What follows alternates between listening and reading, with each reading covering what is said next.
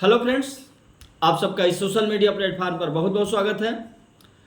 हम लोग इस समय ऑनलाइन क्लास के अंतर्गत देख रहे हैं कि भारत के जो राष्ट्रपति चुने गए हैं उनका चुनाव किन किन परिस्थितियों में हुआ और उस समय घटनाएं कौन कौन सी घटित हुई और जिन महान विभूतियों ने इस राष्ट्रपति पद को सुशोभित किया उनके निर्णय, उनकी क्षमता, योग्यता के आधार पर भारतीय जनता के बीच उनकी इमेज क्या बनी।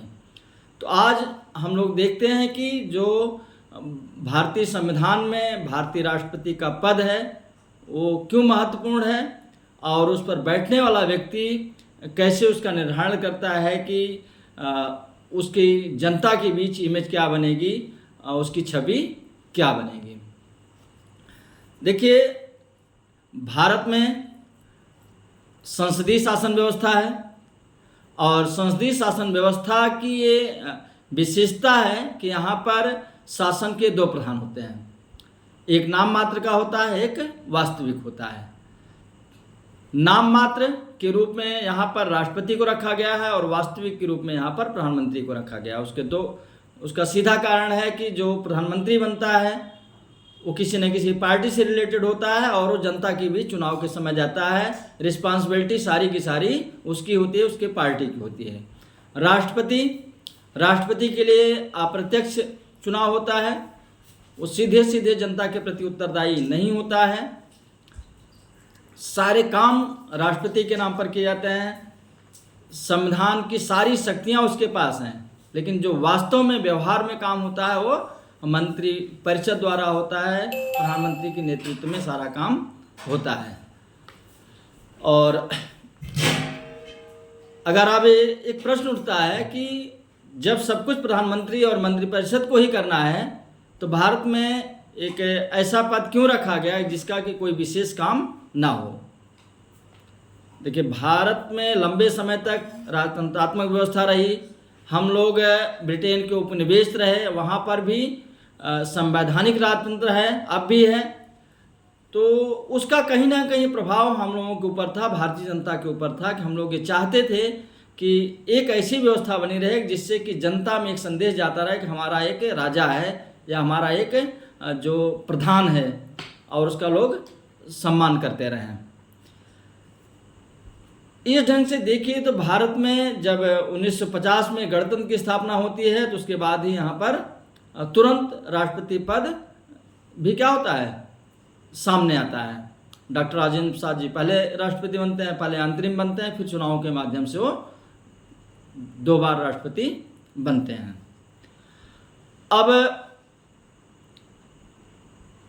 जो हमारा संविधान है उसके अगर भाग 5 में देखें तो स्पष्ट रूप से लिखा गया है कि अनुच्छेद 52 से 62 तक राष्ट्रपति के बारे में स्पष्ट चीज़ें लिखी गई कि भारत का एक राष्ट्रपति होगा, वह अपने अधीनस्थों द्वारा अपने कार्यों स्वयं करेगा या अपने अधीनस्थों द्वारा अपने कार्य को संपन्न कराएंगे।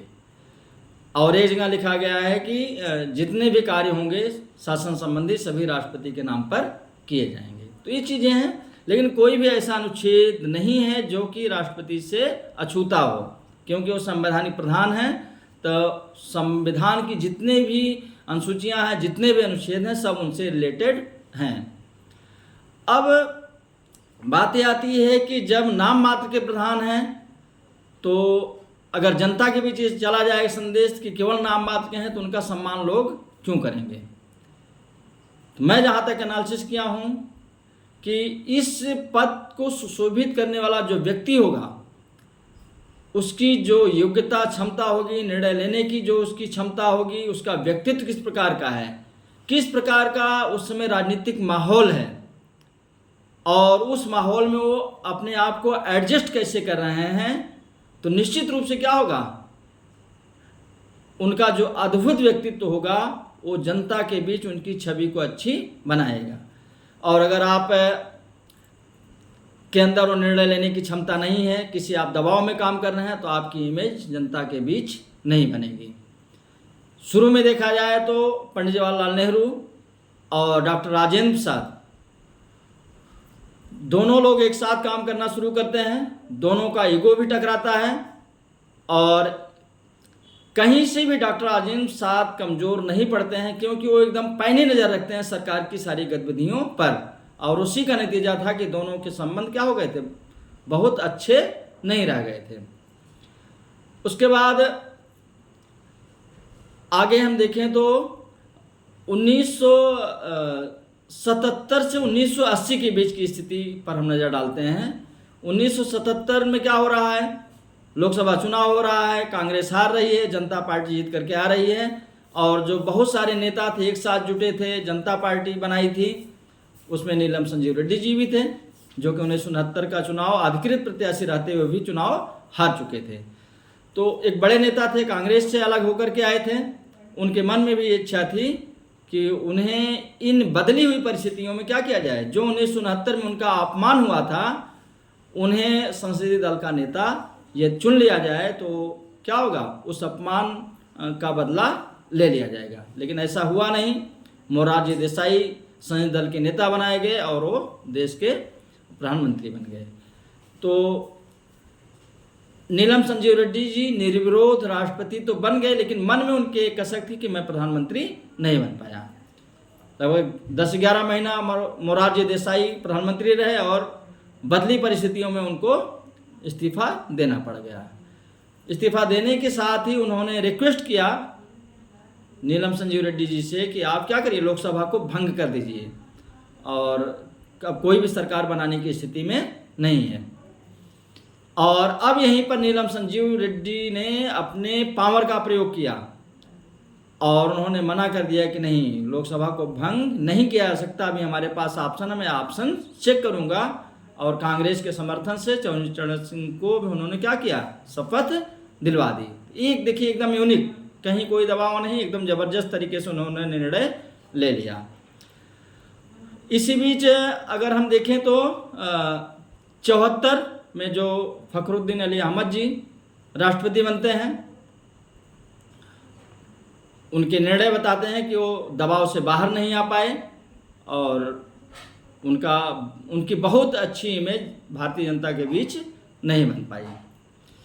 1982 में जो ज्ञानी जैल सिंह जी, जो कि उस समय के गृह मंत्री थे और पूर्व में पंजाब के मुख्यमंत्री भी रह चुके थे, जब इंदिरा गांधी जी के द्वारा उनको अधिकृत किया गया और कुछ समय तक वो भी क्या थे, दबाव में काम कर रहे थे। लेकिन जैसे ही इंदिरा गांधी की हत्या होती है, उसके बाद राजीव गांधी जी प्रधानमंत्री बनते हैं, दोनों के बीच संबंध, दोनों के ईगो टकराने लगे और एक समय ऐसा आया कि लगा कि ज्ञानी जैल सिंह जी प्रधानमंत्री को ही बर्खास्त कर देंगे। उस समय उन्होंने डाक बिल पर जेबी वीटो का अपना अधिकार भी दिखाया था, जेबी वीटो का प्रयोग भी किया था। और अब आगे अगर हम देखें, अब 1997 में के.आर. नारायणन जी चुने गए, उस समय की देखिए स्थिति क्या हो गई। 96 में संयुक्त मोर्चा की सरकार बन रही है, कमज़ोर सरकार है। पहले बीजेपी की सरकार बनती है, 13 दिन में गिर जाती है, फिर 10 महीना में देवगौड़ा जी हट जाते हैं, फिर 4 महीना इंद्र कुमार गुजराल जी रहते हैं। तो एकदम बदली हुई परिस्थिति है। इस समय जो लोकसभा की स्थिति बड़ी खराब है। जब भी लोकसभा में स्थिति खराब होगी, किसी भी पार्टी को बहुमत नहीं होगा या ढुलमुल रवैया दलों का होगा, तो राष्ट्रपति उस समय क्या होंगे, ज़्यादा प्रभावी हो जाएंगे। तो अब इस समय क्या क्या घटनाएं हो रही हैं। एक तो के.आर. नारायणन, उत्तर प्रदेश में सरकार जो गिराने की घटना हुई उसमें उन्होंने सही कदम उठाया।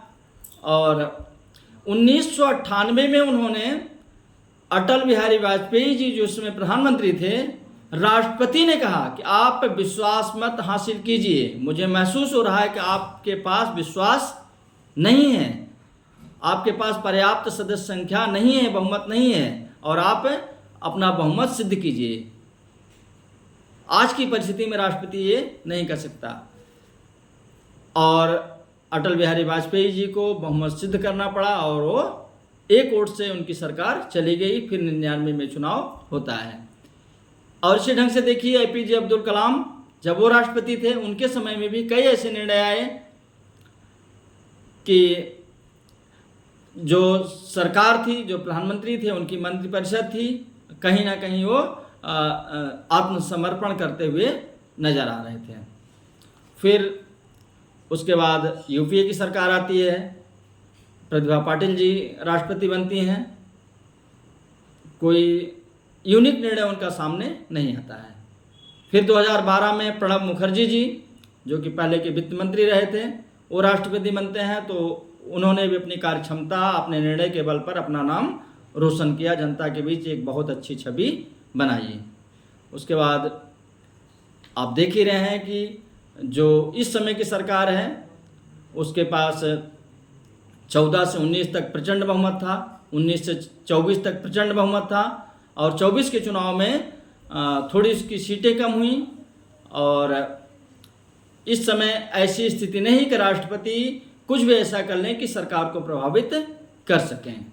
तो मेरे कहने का सीधा सीधा तात्पर्य है कि इस पद पर जो भी व्यक्ति बैठ रहा है कितना विवेकवान है, कितना दूरदर्शी है, कितना वो निरपेक्ष है, तभी उसकी अच्छी इमेज बनेगी। अन्यथा राजनीति का जो एक पूरा अध्याय है उसमें सिमटता चला जाता है, उसकी कोई अच्छी इमेज नहीं बन पाती है। ठीक है, बस आज इतना है। Thank you.